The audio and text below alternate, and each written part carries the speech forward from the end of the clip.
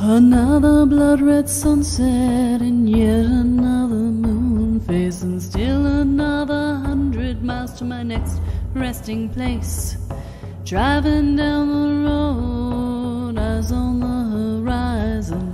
Within my car, I'm all alone, but feeling good and feeling strong, knowing that this path I'm on brings me to myself. I'm driving. Hey now all, I'm Joey C. Welcome back to another episode of Spirit Sherpa. This is the show that helps and encourages you on your journey to unlock your magic mojo. With me as always is the Shama Mama, Kelle Sparta. Hey Kelly. Hey Joey. How's it going? It's going good. Everything's happy, everything's healthy? Sure.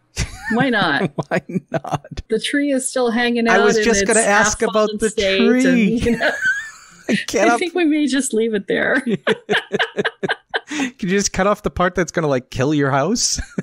Well, it was never going to kill the house. It was just going to kill the fence. So, okay. you know, the fence is the fence. Okay. Yeah, that's fine. Fence is fine. Yeah. Jeff can build another one. We have bamboo sitting in the yard waiting for that anyway. Oh, bamboo fence. Those are nice. There you go. Those are very, very nice. We've been curing it all summer. No. Yeah, we're going to put up a bamboo fence and we're going to top and bottom it with boards that we've done that are shushugi bond. So they're like burned. I'm sorry, what is that? So you take a flamethrower to them and they burn the outside edges and it cures the outside of the wood so that you never have to paint it. You never have to do anything to it. It's a Japanese style way of curing. Oh. Kind of like us. Kind of like the people who have been through challenged childhoods where we get, you know, put through the flames and we cure and, you know, it's all the stuff I've been talking about in the Facebook group, you know? Yeah. It's all that, you know, the things that happen in our childhoods and stretch our containers, but, you know, don't quite destroy us. That's very right? cool. And you've been putting a lot of content into the Spirit Sherpa by Kelle Sparta Facebook group. I really have. Yeah. I really have. I've been doing a Facebook Live every week and I've been doing some little things in and out in between. And we've got a lot of people joining the group. We've almost doubled in size in the last month. Awesome. Well, if you're not in there, why don't you check it out? It's Spirit Sherpa by Kelle Sparta in the Facebook. So what are we talking about today? Well, so this one is actually...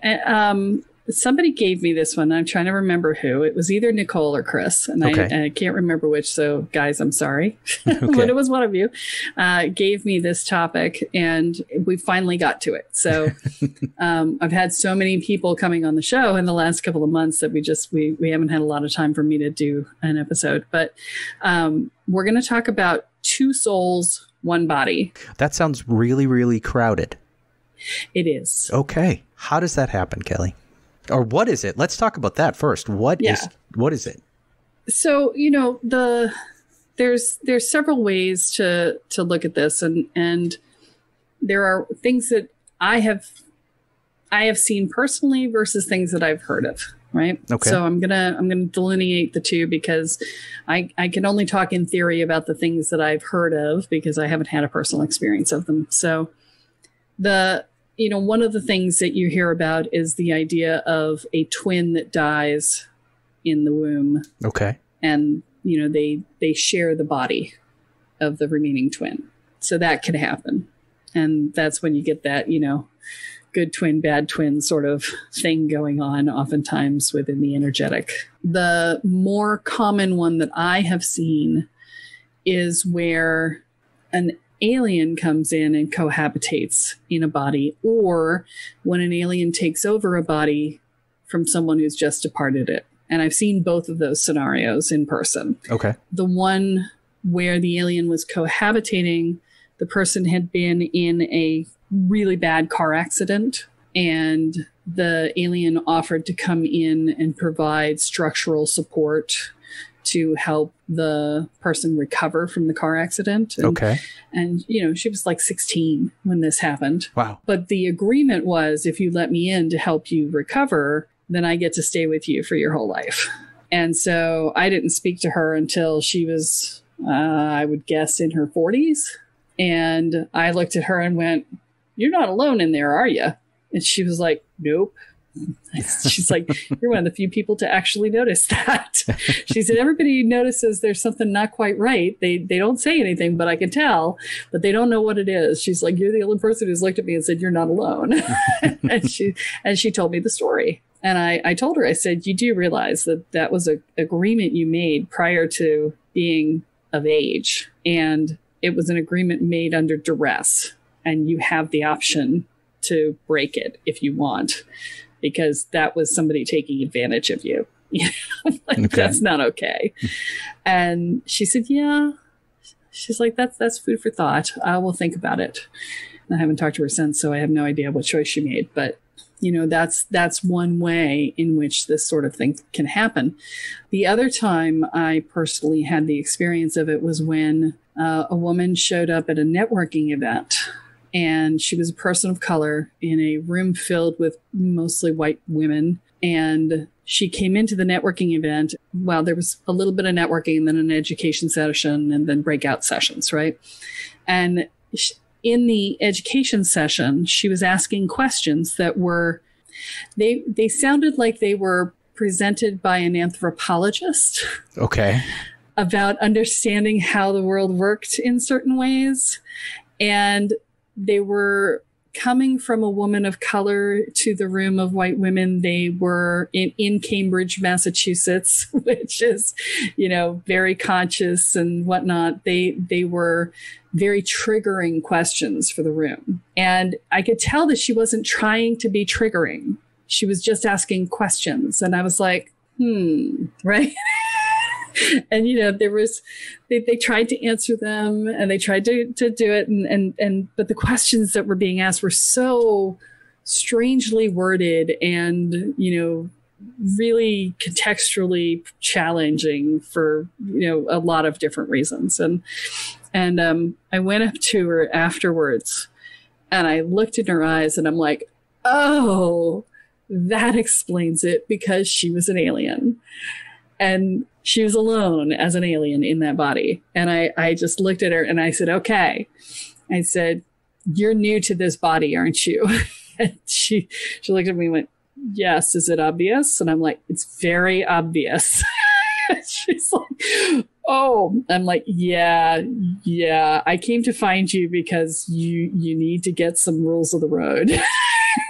I sat her down and I'm like, okay, where are you from? And she was like, Pleiades. I'm like, okay, so let's have a conversation. I need to orient you because you have chosen a particular body, which puts you in a particular context, and you need to understand what that context is if you're going to interact in a way that is not going to get you whacked, or, not going to create problems or whatever, right? They had no idea that they had walked into anything, right? And, I was just trying to explain the social context, and both being a woman, which is one social context, and being a woman of color, which is another social context. And then the rules of networking, which is another social context. So how did she end up alone in the body? I mean, was there two souls in there at one point and then the original? No, the person passed away and she took over the body as the soul left. Okay. So she just took over. It had been a homeless person, and she took over the body and just, made her way through. And she actually hadn't even signed up for the event. She just saw it as she was walking by on the street and just walked in and thought it was a good way to, find out some stuff. Yeah. It's just when you have no point of reference for context, it's really, really, it's, you just got to wonder what we looked like when we first went to talk to some of the tribes in other parts of the world, and they must have had the same experience of us, because it was just like, wow, okay. And I talked to her and we had these conversations, and she was like, well, what about this? And what about that? And what about the other thing? I was like, okay. But she just didn't have a point of reference. Yep. Right. So, and I say she because the body was she gendered, but the person in the body was very definitely male. Okay. So that was also its own thing. Okay. So those situations you talked about are two very different situations. One is very different. Two souls in the one body. One is one soul leaving, another soul entering and taking over a body without context or construct of who they were taking over. Right. That's a lot to sort of process, even for those of us here in Spirit Sherpa land.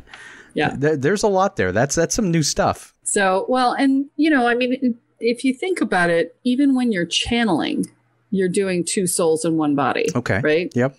Because you're allowing an entity to channel through you, right? Possession is two souls in one body as well, right? Mm-hmm. Yep. So, and, you know, Kathy and I keep having this conversation of channeling versus possession. She does what I call translating, and she calls it channeling. And I'm like, that's not channeling. and she was like, oh, no, what you're doing is I call it possession. And I'm like, it's not the same thing. Possession is without permission. Right. And channeling is with permission. Yep. And we talked about that in the channeling episode that we did. Right. And, you know, if you haven't been listening to the whole podcast, this will be new because that was a very long time ago. Really long time ago. It really was. So the upshot is that when you're talking about two souls in one body, the challenge is that unless you fully integrate those two entities in one space, which, there is a third instance, actually. Oh. I do have a third instance where a snake spirit had cohabitated with someone as well. And in that case, if I remember correctly, because it was during a healing session, the spirit had been traveling with the familial line for generations. And that energy is what allowed the line to be magical. So that was an agreement made by an ancestor to bring the spirit in to provide that magical spark. And the ancestor made the agreement with, in that case, again, an alien who had actually done sort of breeding of their familial line, where they had picked people to bring together to create this and then added the energy into it. So there's you know, you see it in a lot of different ways. Yeah. It's very interesting. I don't remember if we talked about this on the episode before, but another example was a healing session that we did 20 years ago, where actually a demon showed up and offered to be bound into the person I was doing the work on to teach her boundaries and to show her how to say no, because she didn't have a lot of strength in that. And obviously I didn't make that choice, but you know, I provided her that option and she chose it. And so for a time, she cohabitated with a demon in order to be able to learn to, you know, set boundaries and say no and tell people to F off. Obviously, we put in a little ripcord to pull it back out when she was done with it. But that's a cohabitation as well. And there's a lot of different reasons why people choose these things sometimes. You know, I know a guy who chose to have a cadre of demons that he was part of, right? They were his circle. Yep. And so sometimes they'd be in him and sometimes they'd be around him. And, you know, he and I always had to have a conversation before he came in the door. I'm like, everybody's got to stay at the door. Nobody gets to come in, you know? I'm like, your choice who you want to hang with, but they don't get to come in my house. And he's like, yeah, okay. There's any number of things that can be done depending upon what your goals are. Now, let me say this. Yep. This is not a beginner thing. Yeah, it doesn't sound like it. Does not sound like it. Okay. This is not a beginner thing. I do not recommend it.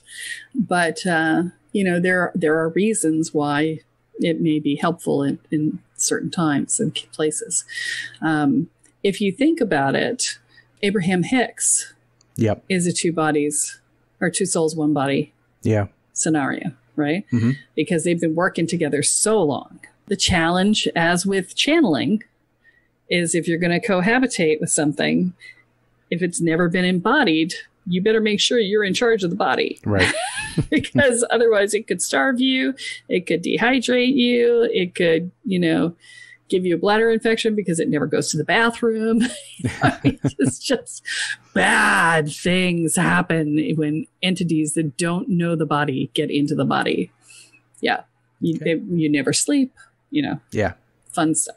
People think about this and they're like, they get freaked out. Well, what happens if it comes to me and does it to me? Okay, I was just going to ask that question. I could hear it. I could feel it. So first thing I want to say is it is super important in the magical world to not be in your victim. That's like rule number one. Do not be in your victim, because whatever energy you're in is what you'll attract. And so if you are in your victim, you're much more likely to have these things happen. Right? Okay. And, don't invite shit. Okay. If you worry about it, it's much more likely to happen. So stop the worrying, right? I've been in the spiritual community for 40 plus years. I have met 3 people for whom this has been the case. And only 2 of them were in the spiritual community. So it is a rare instance because, the average person knows 250 people, period. I know thousands of people because I've traveled all over the world and I am a super connector. So I meet everybody. I walk in someplace and I know everyone, and everyone knows me. So if I have not met more than 3, this is really rare. Okay. Because I know thousands of people. So, I wouldn't worry about it too much. I'm going to be on the Soul Sense podcast in the next few weeks. And we'll be talking in more depth about this concept on a different level.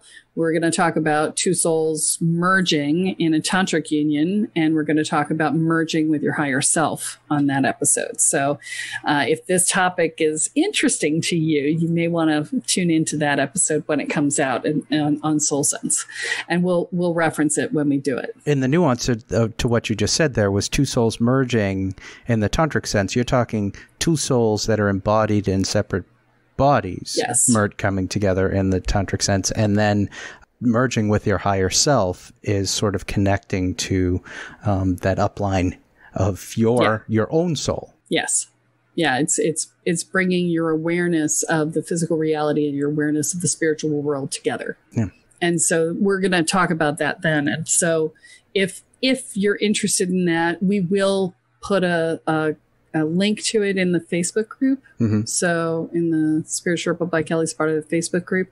So if you're not in the group and you're interested, please join the group. And then that way you'll hear about it as soon as it goes. I don't know when it's going to air yet. So see, those sound to me like harmony, where this sounds to me like chaos. Well, but it's not necessarily. I mean, the snake entity that was in the guy that I knew was actually in perfect harmony with him. Okay.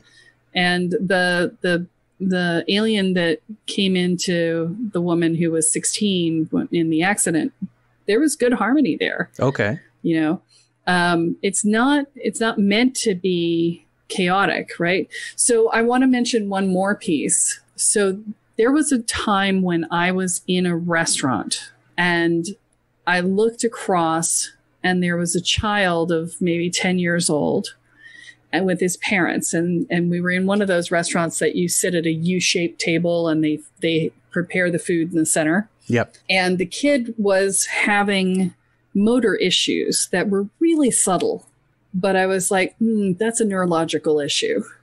And it was so subtle that I was fairly certain the parents didn't even notice.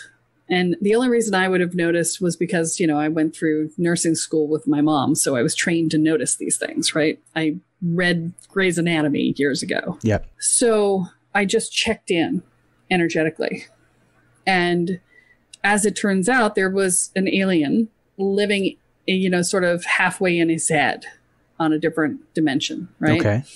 And it wasn't trying to habitate his body. It wasn't trying to share it. It was just a comfortable place for it to stop in its journey. And so I talked to the alien. I was like, you're doing damage to this child. Do you know that? And it was like, no, I didn't know. I'm so sorry. That's not what I intended. I'll leave right now. Mm-hmm. So, I did all this over dinner. Right. It's just, it's like the shaman's working on the other side of the room. The family had no idea, right? Yeah. It's just, I'm like, this is not working, and it takes a village to raise a child, and I'm going to help this kid. And I never told them; they never knew, And I'm certain that the neurological issues cleared themselves up, and it was. The kid was in the wrong place at the right time for this person, right. for this entity that was hanging out there. And so, these things can happen, and it's not, we think of them as nefarious, right? You were saying chaotic, and it's like, it's not, they're not evil. They're not trying to do you harm. I mean, possession is, even possession is not always, the only thing we think of as possession is, The Exorcist. We think of that, but, that's not the case for the vast majority of these sorts of things. These are aliens versus, demons, and these are spiritual entities that are trying to share a message. And even a possession by a ghost is not necessarily intended to be violent, although possession is violence. But it's intended to, they are just trying to get their point across so bad, and you're available, and they're just going to sit down in you and take over and talk because they can, right? Whoopi Goldberg style, right? But it's not meant to be an attack in most cases. Yeah, and the chaos that I was speaking of wasn't necessarily about good and evil, by the way. It was about the fact that I've lived in small spaces with many people before. I can't imagine having more than one the consciousness in my head. It's already bad enough with one. So that was my concern there.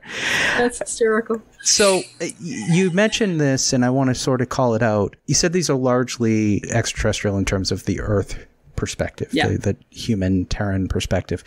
Is that pretty much the lion's share of these? Now, you also talked about the cases where you had twins, where one twin dies in the womb, and the soul, sort of the two souls live in the same bodies. But is it mostly cases where it's non-Terran souls that are sort of? In my experience, yeah. Okay. Yeah, in my experience, that's the case. I mean, you can have situations where people have vowed to never be apart again, and they incarnate together and things like that. But generally, in my experience, I've seen far more in the way of alien stuff than I have anything else. So if somebody's out there listening to this episode and they're going, geez, that sounds like me, and then the other soul in their head is going, no, it doesn't, stop it, you're fine. So if it's not schizophrenia. If they're saying, wow, I wonder, is there something they can do? Who should they talk to? You said you've walked up to people and you're like, oh, you're not alone in there. So should they call you? Well, they certainly could. They could set up a discovery call from my website. Yeah. Most of the time they know they're there. Okay. I mean, the kid didn't know, but, right. That's because the alien wasn't actually even intended to stay. They were just sort of comfy. Yeah. But, they were considering the kid a rest stop, It was, they would have wandered off of their own accord eventually. Yeah, I mean, if it's something that you think you're dealing with, then you can set up a discovery call for that, or just send me an email and a picture, and I can tune in that way too. That's the fastest way. Mm-hmm. Yeah, there's a lot of different pieces of things that show up in the spiritual world. Yeah, and the more I sit with people, I was talking to somebody today. And I was talking about the level of spiritual awakening that's happening right now. Yep. And just the sheer quantity of people who are going, I was living a perfectly normal life, and now I'm having prophetic dreams, and I'm seeing ghosts, and I don't know what any of this stuff is. Help me. So if you're having that experience out there, you are not alone. Yes. This is happening to a lot of people. I'm getting a lot of these calls. So I will mention that we did do an episode on spiritual awakening, and so you may want to check that out. And by all means, if you need some help in orienting, that's what discovery calls are for as well. And those are great times, if you are going through this awakening point, these are great times to get into some of the programs that you have going on, because they're going to help you sort of navigate those somewhat confusing waters. Yeah, it's a combination of doing the navigation of that and solidifying yourself, right? Which is required to navigate effectively. Yep, absolutely. Very cool. All right. So do you have anything that you want to sort of say as a wrap up for this? Just because you're of two minds doesn't mean you have two souls.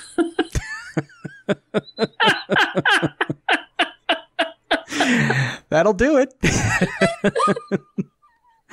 All right, folks, that is all that we have for this week. But be sure to join us next time as Kelle adds another chapter into your guide to energy, magic, and the spirit world. I'm Joey C., here with Kelle Sparta, and you have been listening to Spirit Sherpa. So long, everyone. Bye. And bye to you, too. Each mile I travel over 13,000 now. I leave behind a little fear. Spirit Sherpa is the sole property of Kelle Sparta Enterprises and is distributed under Creative Commons BY-NC-ND 4.0 license. For more information about this licensing, please go to creativecommons.org. Any requests for deviations to this licensing should be sent to KELLE@KELLESPARTA.com. That's Kelly@KelleSparta.com. To sign up or to get more information on the programs, offerings, and services referenced in this episode, please go to KelleSparta.com. This episode of Spirit Sherpa has been produced by Honu Voice Productions.